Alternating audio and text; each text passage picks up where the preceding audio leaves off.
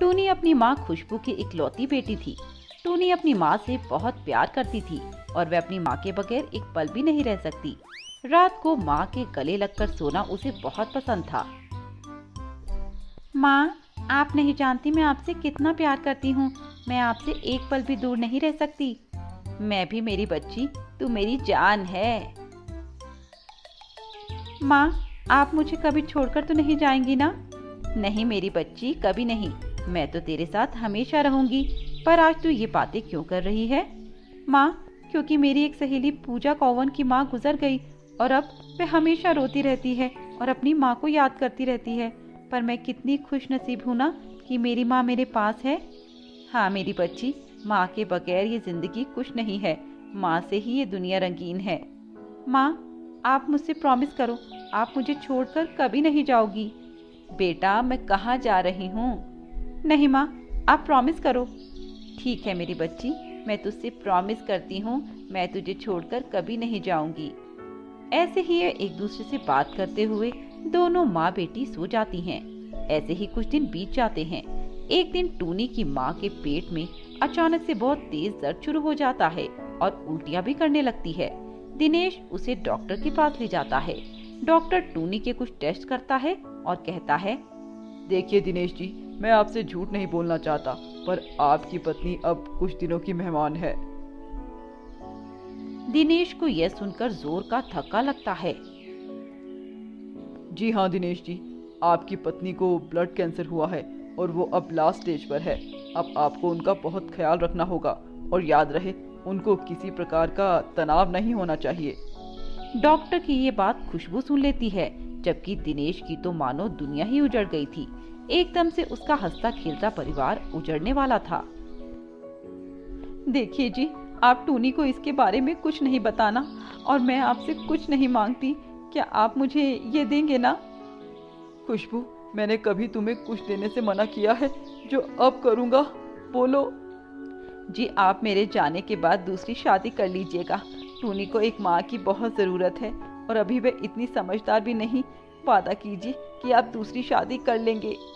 दिनेश खुशबू से वादा करता है और ऐसे ही कुछ महीने बीत जाते हैं। फिर एक दिन खुशबू का देहांत हो जाता है। टूनी तो अपनी माँ के जाने के बाद जैसे मर सी जाती है। वह चल फिर तो रही थी, पर उसके अंदर जान नहीं थी।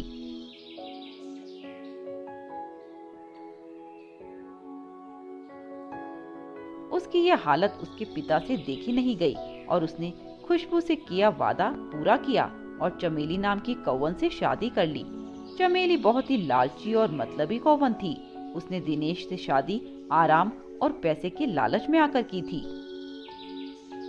देखो चमेली, मेरी एक ही बच्ची है टूनी और मैंने उसी की खुशी के लिए तुमसे शादी की है। तुम उसका एक सगी माँ की तरह ख्याल रखना और उसे खूब प्यार देना। ये भी कोई कहने की बात है दिनेश जी। मैं टूनी को अपनी बेटी मानकर उसे खूब प्यार दूंगी। उसे कभी ये एहसास नहीं होने दूंगी कि मैं उसकी सौतेली माँ हूँ। मुझे तुमसे यही उम्मीद है चमेली। अगले दिन से चमेली अपने असली रंग दिखाना शुरू कर देती है।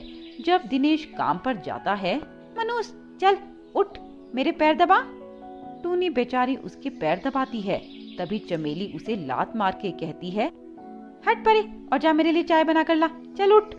टूनी रोती हुई और डरते हुए बोली, माँ, मुझे चाय बनानी नहीं आती। चाय बनानी नहीं आती? तुझे तो तेरी माँ ने तुझे कुछ सिखाया ही नहीं। माँ ने मुझे कभी कुछ काम करने को नहीं बोला, इसीलिए मुझे घर का कोई काम नहीं आता। अब तक नहीं आता तो कोई नहीं, पर अब से ऐसा नहीं चलेगा। अब तुझे घर के सारे काम सीखने होंगे और शुरुआत होती है मेरे लिए चाय बनाने से। चल जा और मेरे लिए चाय बना कर ला। टूनी अपनी सौतेली माँ का यह रूप देखकर बहुत रो रही थी, पर फिर भी उसने रोते हुए अपनी माँ के लिए चाय बनाई और चाय बनाने के चक्कर में उससे पर्दे में आग लग गई, जिस चक्कर में उसके पंख जल गए। अब जब चमेली ने यह सब देखा, तुझसे एक काम भी ठीक से नहीं होता, तेरी वजह से घर जल जाता तो। माँ, मुझे माफ कर दो, मैं आगे से ध्यान से काम करूंगी। अब जा और अपने ही जले हुए पंखों पर कुछ लगा ले, वरना तेरा बाप मुझे कहेगा। और हाँ, जब तेरा बाप आ जाए तो उसके सामने ही मत जाना, वरना मुझसे बुरा कोई नहीं होगा। टूनी ऐसा ही करती है। जब उसके पिताजी आते हैं तो वह कमरे से बाहर नहीं निकलती।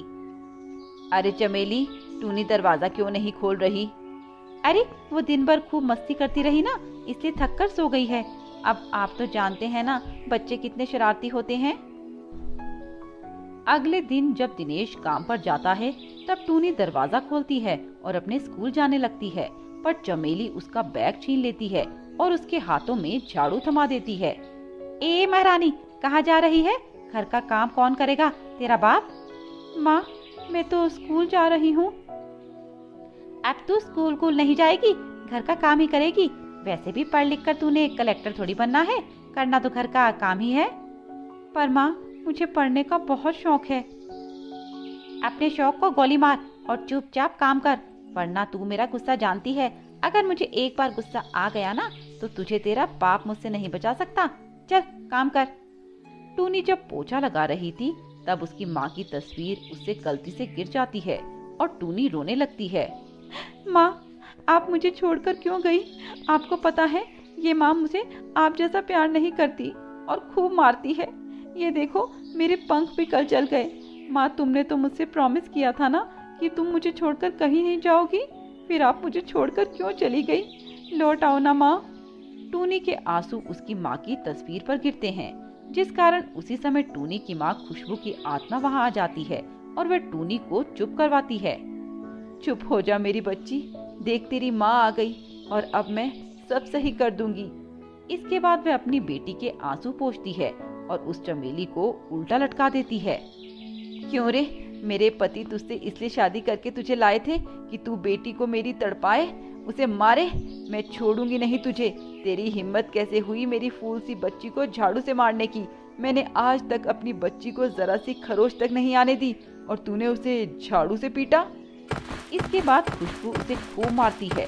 चमेली का तो तेल निकल जाता है और वह रोते हुए खुशबू से कहती है, माफ कर दो खुशबू, मैं आगे से ऐसा कुछ भी नहीं करूंगी।